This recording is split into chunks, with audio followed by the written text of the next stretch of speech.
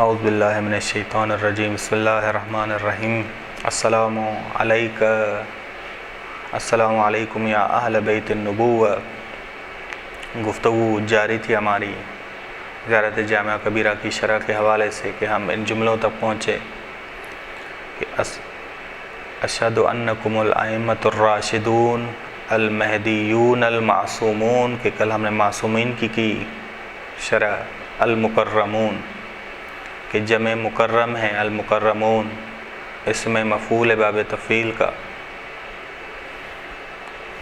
کرم یکرم تکریما، انسان کریم موجود ہے کہ کرامت سے مراد بزرگواری ہے۔ انسان کی کرامت کی دو اقسام ہیں، کرامت ظاہری ہے کہ تمام افراد اس کرامت میں مشترک ہیں۔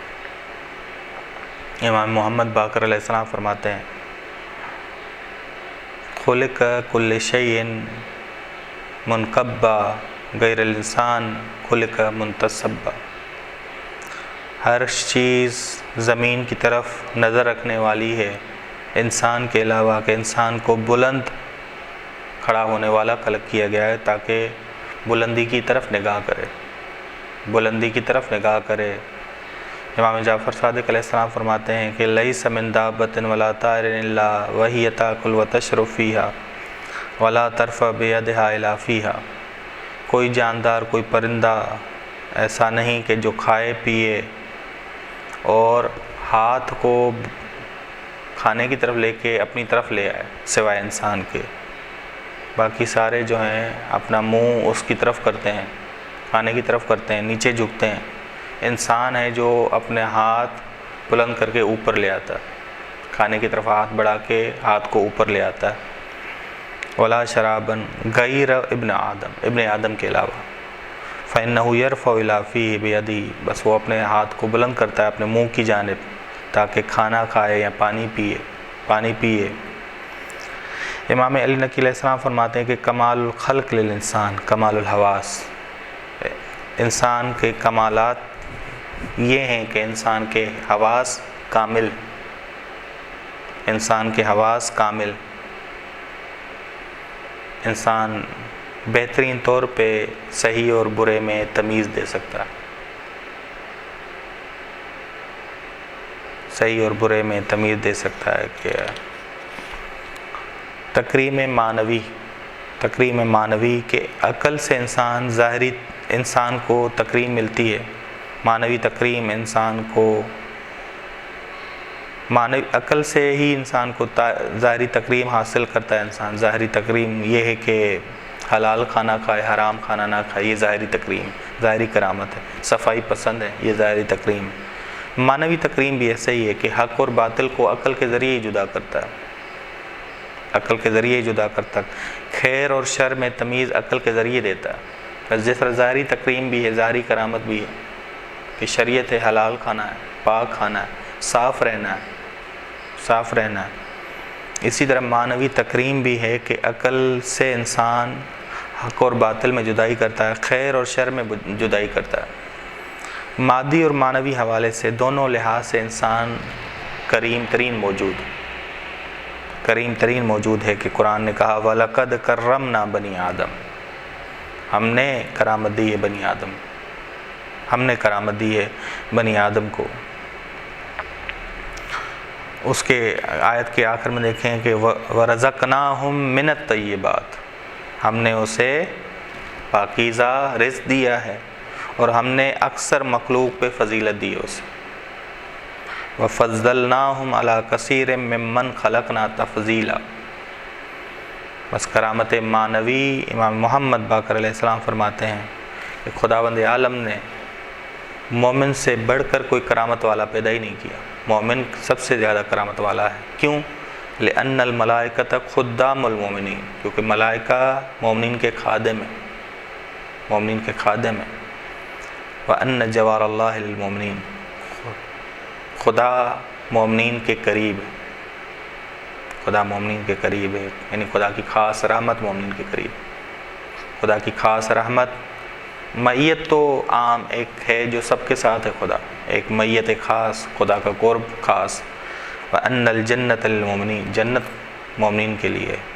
ٹھیک، بس کرامت معنوی ہے انسان کے لیے کہ امیر المومنین علیہ السلام نے اپنے اصحاب سے کہا اذا نظر احدکم فی المرء، جب بھی تم آئینے میں نگاہ کرو، آئینے میں خود کی جانب نگاہ کرو، فلیقل، تو یہ دعا کرو الحمدللہ الذی، تمام تعریف اس خدا کے لیے جس نے مجھے خلق کیا، بہترین صورت دی، بہترین صورت دی اور مجھے کرامت دی، مجھے کرامت دی، بہترین صورت دی اور مجھے کرامت دی.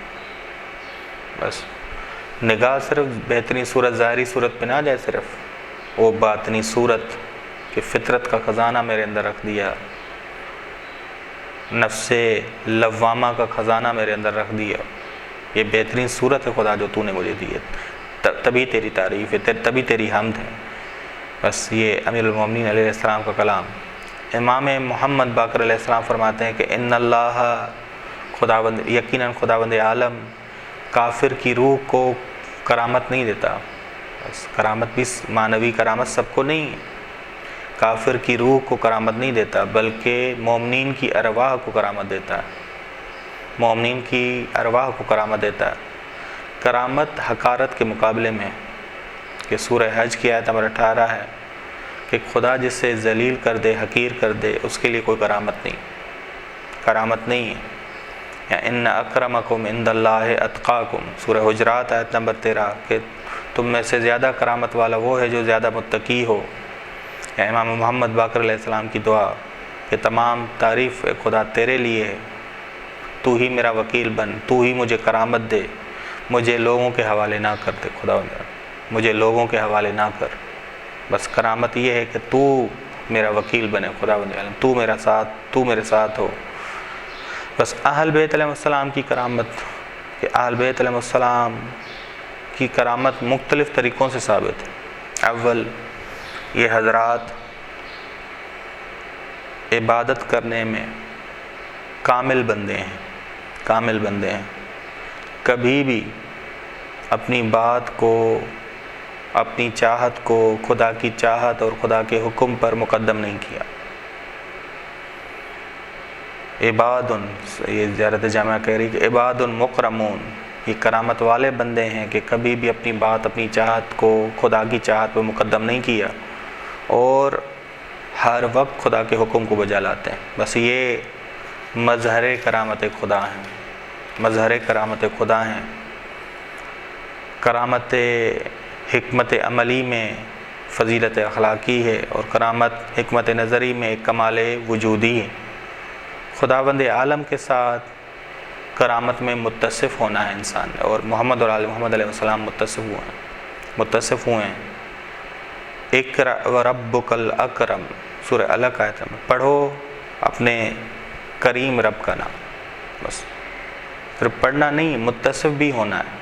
صرف یہ نہیں کہ ہم سورہ الگ میں یہ پڑھیں اقرأ ربک الاکرم، نہیں، عبادت کر کے، معرفت حاصل کر کے ہم نے کرامت تک پہنچنا بھی، موحد بن کے ہم نے کرامت تک پہنچنا بھی، اس طرح محمد اور آل محمد علیہ السلام پہنچے.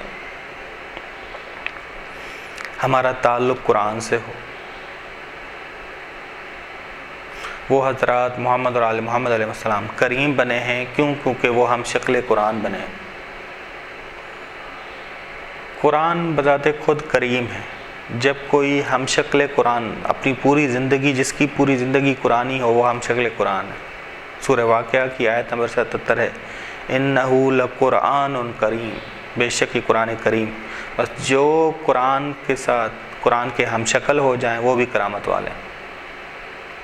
عبادت کے لحاظ سے بھی کرامت، قرآن کی تلاوت کے لحاظ سے بھی کرامت سے جڑتے ہیں، ہم شکل ہونے کے لحاظ سے بھی کرامت میں کرامت سے متصف ہیں یہ حضرات. سورہ الحاق کا آیت نمبر 40، اِنَّهُ لَقَوْلٌ رَسُولٌ کریم، رسول خدا بھی کرامت والے ہیں، رسول خدا بھی کرامت والے ہیں. بس یہ حضرات آل محمد علیہ السلام حقیقی جانشین ہیں رسول خدا کے، بس تبھی کرامت تک پہنچے ہیں. مکرمون ہیں، مکرمون ہیں. ملائکہ کو بھی قرآن نے کرامت والا کہا اور ان کا تعلق ملائکہ سے بھی ہے. کہ فرشتے اسی گھر پہ نازل ہوتے ہیں، اسی گھر پہ نازل ہوتے ہیں کہ امام موسیٰ کاظم علیہ السلام نے کہا کہ خدا کے حکم کو فرشتے لے کر، فرشتوں کا آنا جانا ہمارے گھر میں رہتا ہے، ایک لوگ حکم بتا کے جاتے ہیں، پھر دوسرا حکم، جو بھی زمین پہ برپا ہو رہا ہوتا ہے، رونما ہوتا ہے کوئی حادثہ، تو خدا سب سے پہلے فرشتہ کہاں بھیجتا ہے؟ امام کے پاس، امام کے پاس بھیجتا ہے۔ بس فرشتے کرامت والے ہیں، بے ایدی سفر کرا ممبر، محمد اور آل محمد علیہ السلام بھی کیا ہیں؟ کرامت والے ہیں، ان سے جڑے ہوئے ہیں، ان سے جڑے ہوئے ہیں۔ امام علی علیہ السلام فرماتے ہیں اہل بیت علیہ السلام کے لیے کہ فیہم کرائم القرآن، ان حضرات میں ہیں قرآن کی کرامتیں، قرآن کی کرامتیں، وہم کنوز الرحمن، یہ خود خدا رحمان کے خزانے ہیں، خدا رحمان کے خزانے ہیں۔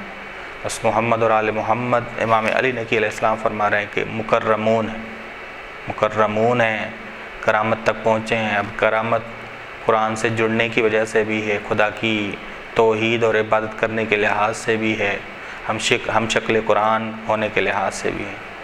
اس خداوند عالم ہمیں توفیق دے کہ ہم ان کریم حضرات کے ساتھ جڑ کے ہم بھی کرامت والے ہو جائیں۔ وصلی اللہ علی محمد اہل بیتہ الطیبین الطاہرین۔